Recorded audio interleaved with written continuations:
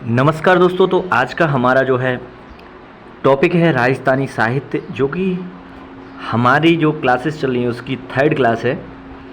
तो चलिए आज की क्लास स्टार्ट करते हैं। आज हम बात करने वाले हैं राजस्थानी साहित्य के बारे में, जिसमें हम देखो कालखंड के अनुसार जो है राजस्थानी भाषा को 3 भागों में विभाजित किया गया है। कितने भागों में बांटा गया है? 3 भागों में। 3 भाग कौन कौन से हैं? प्राचीन, मध्य और आधुनिक। कौन कौन से हैं? प्राचीन, मध्य और आधुनिक। अब बात कर लेते हैं इनके समयकाल की। ठीक है, तो इनका समयकाल कितना है? देखो, सबसे पहले बात करें जो है प्राचीन के बारे में। सबसे पहले प्राचीन की बात करें तो प्राचीन का जो समय काल है वो 1050 से लेकर 1450 तक है। 1050 टू 1450। तो यहाँ से जो है इसका जो है समय काल है। और ये जो काल है, प्राचीन वाला काल है, इस काल को क्या कहते हैं? वीर गाथा काल। क्या कहते हैं? वीर गाथा काल। वीर गाथा काल कहते हैं इसको। क्या कहते हैं? वीर गाथा काल। तो चलिए नेक्स्ट बताता हूँ मैं आपको। नेक्स्ट है हमारा मध्यकाल। अब मध्यकाल को भी 2 भागों में बांटा गया है। मध्यकाल को 2 भागों में बांटा गया है, जिसमें से एक है पूर्व मध्यकाल। पूर्व मध्यकाल। और दूसरा है उत्तर मध्यकाल। अब पूर्व मध्यकाल और उत्तर मध्यकाल, ये जो है मध्य जो है काल है उसको बांटा गया है। तो पूर्व मध्यकालीन का जो समय काल है वो कितना है? वो है 1450 से लेकर 1650। 1450 से लेकर 1650 तक। अब बात ये भी कर लेते हैं साथ में कि इस काल को क्या कहते थे। इस काल को हम भक्ति काल के नाम से जानते हैं। किस नाम से जानते हैं? भक्ति काल के नाम से। दोस्तों ये क्यों बता रहा हूँ? ये क्योंकि काल वाला जो है क्वेश्चन ज़रूर आते हैं। ये आप आगे बात करने वाला हूँ मैं कि क्वेश्चन किस तरीके से पूछा जाता है। तो अब उत्तर मध्यकालीन का समय काल कितना है? 1650 से लेकर 1850 तक। तो यहाँ तक हो गए हमारा प्राचीन हो गया, मध्य हो गया। अब तीसरा है आधुनिक। तो आधुनिक की बात कर लेते हैं। आधुनिक का समयकाल जो है वो है 1850 से लेकर आज तक। 1850 से आज तक। तो ये जो है हमारा आधुनिक काल है। अब आधुनिक काल को कहते क्या हैं दोस्तों? आधुनिक काल को कहते हैं स्वतंत्र विचारों का काल। क्या कहते हैं? स्वतंत्र विचारों का काल। अब मैं जो बोल रहा था ना, क्वेश्चन कैसे आता है, आप PYQ उठा के देखेंगे ना तो ये क्वेश्चन आपको ज़रूर मिल जाएगा। उसमें था कि साहित्य के कालों को क्रमानुसार लगाएं। साहित्य के कालों को क्रमानुसार लगाएं। तो क्रमानुसार लगाने के लिए हमें पता होना चाहिए कि पहले जो है काल है, जो पहला काल है, उस काल को क्या कहते हैं? वीर गाथा काल। क्या कहते हैं? वीर गाथा काल। अब दूसरे वाले को क्या कहेंगे? दूसरे वाले को कहेंगे भक्ति काल। क्या कहते हैं? भक्ति काल। तीसरा वाला है उसको बोलेंगे रीति नीति श्रृंगार काल, या फिर रीति नीति एवं श्रृंगार काल।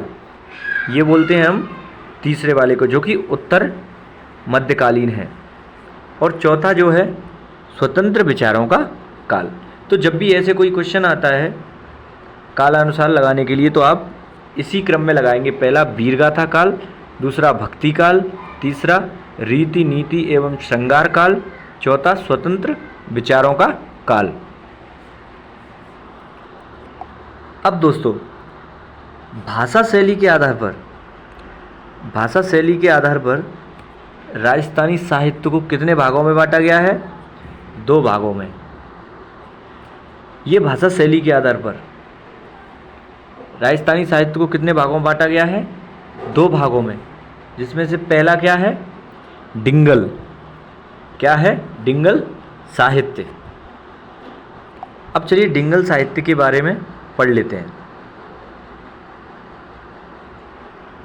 डिंगल साहित्य के बारे में पढ़ लेते हैं।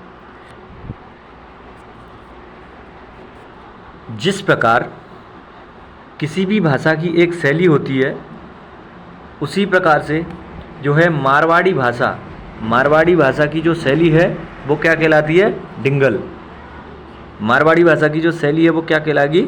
डिंगल कहलाती है। अब डिंगल जो शैली है वो किस प्रकार की शैली है, किसकी प्रधानता होती है डिंगल शैली के अंदर, तो वो बात कर लेते हैं। तो डिंगल शैली में जो है वीर एवं शौर्य रस की प्रधानता होती है। वीर रस की और शौर्य रस की प्रधानता होती है। अब चलो बात कर लेते हैं किस जाति का इसमें सर्वाधिक योगदान है। इस साहित्य में किस जाति का सर्वाधिक योगदान है? तो जो है चारण जाति का इसमें सर्वाधिक योगदान है। Next point. अब यह साहित्य गद्य एवं पद्य दोनों रूपों में लिखा जाता है। ये गद्य में भी लिखा जाता है और पद्य में भी लिखा जाता है। ठीक है। अब इसमें इम्पोर्टेंट बात क्या है, ये मैंने भी इम्पोर्टेंट मार्क करके रखी है कि जो डिंगल शब्द है, अब ये जो है शब्द कहीं ना कहीं से आया होगा ना, डिंगल शब्द। तो डिंगल शब्द का जो सर्वप्रथम प्रयोग है वो कब हुआ और किसके द्वारा हुआ तथा किस ग्रंथ में हुआ, वो हम यहाँ जान लेते हैं। तो सबसे पहले सर्वप्रथम प्रयोग हुआ 19वीं सदी में। कब हुआ? 19वीं सदी में। किसके द्वारा किया गया? बांकीदास आसिया द्वारा उनके ग्रंथ कुकवि बत्तीसी, ग्रंथ का नाम ध्यान रखना है, कुकवि बत्तीसी। तो कुकवि बत्तीसी के अंदर किया गया। अच्छा, अब बात करते हैं दूसरा, जो है दूसरे नंबर का जो साहित्य है उससे बोलते हैं पिंगल साहित्य। क्या बोलते हैं? पिंगल साहित्य। चलो पिंगल साहित्य के बारे में जानकारी लेते हैं। जिस प्रकार से जो डिंगल साहित्य है उसी प्रकार से ये पिंगल साहित्य है। लेकिन पिंगल साहित्य जो है वो ढूंढानी बोली की एक भाषा शैली है। किस बोली की? ढूंढानी बोली की एक भाषा शैली है। इस शैली में श्रृंगार रस की प्रधानता है और जो डिंगल शैली थी उसमें वीर और शौर्य रस की प्रधानता थी। लेकिन इस शैली में श्रृंगार रस की प्रधानता होती है। किस रस की प्रधानता होगी? श्रृंगार रस की। आगे बात करते हैं। अधिकांश साहित्य पद्य भाषा में लिखा गया है। ये जो है साहित्य है वो किस भाषा में लिखा गया है? पद्य में लिखा गया है। ठीक है, पद्य भाग में। जैसे अगर हम डिंगल की बात करें तो डिंगल गद्य और पद्य दोनों में लिखा गया था, लेकिन जो है ये जो है सिर्फ पद्य में लिखा गया है। अब बात करें इस साहित्य में सर्वाधिक किस जाति का योगदान रहा है, तो वो कौन सी जाति है? भाट जाति। किस जाति का योगदान रहा है? भाट जाति का योगदान। अब चलो आगे नेक्स्ट। अब बात करते हैं लोक साहित्य। अब सबसे पहले तो यही जानना जरूरी है लोक साहित्य क्या होता है। लोक साहित्य की जो है परिभाषा क्या है, लोक साहित्य क्या होता है। ठीक है, वह साहित्य जो राजस्थान के लोकमत में सर्वाधिक लोकप्रिय है, जो लोकमत के अंदर सर्वाधिक लोकप्रिय है। अब बात करें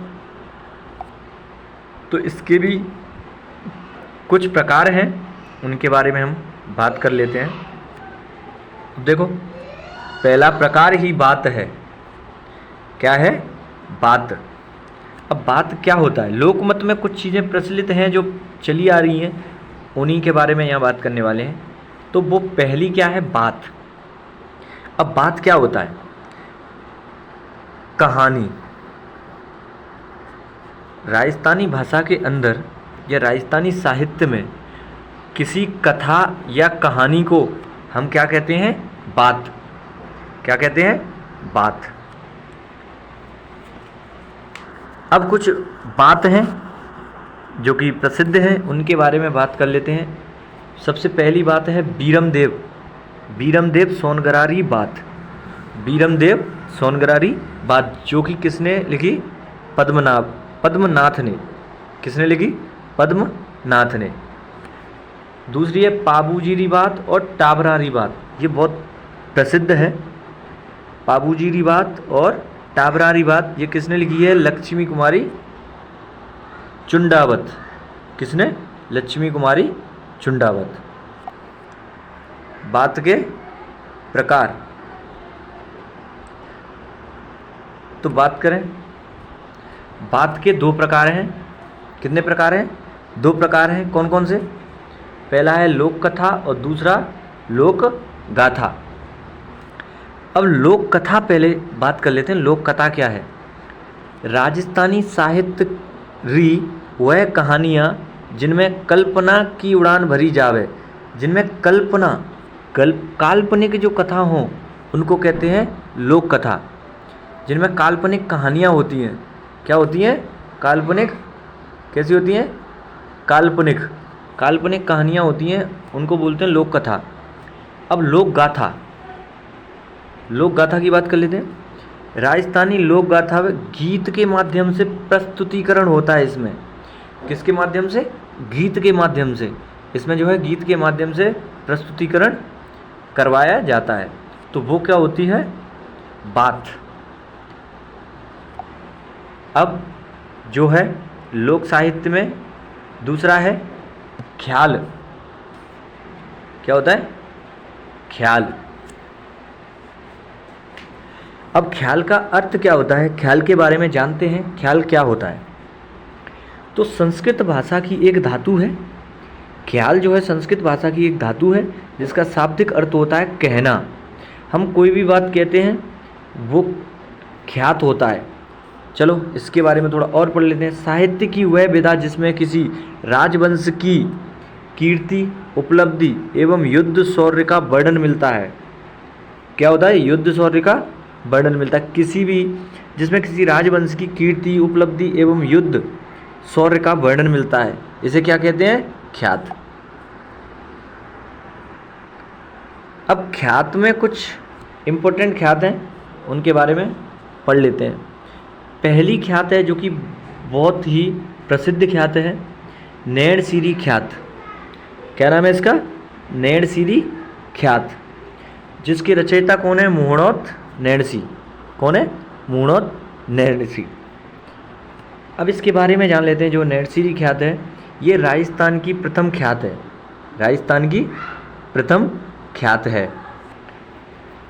पूरी ख्यात में है शब्द का उल्लेख नहीं है।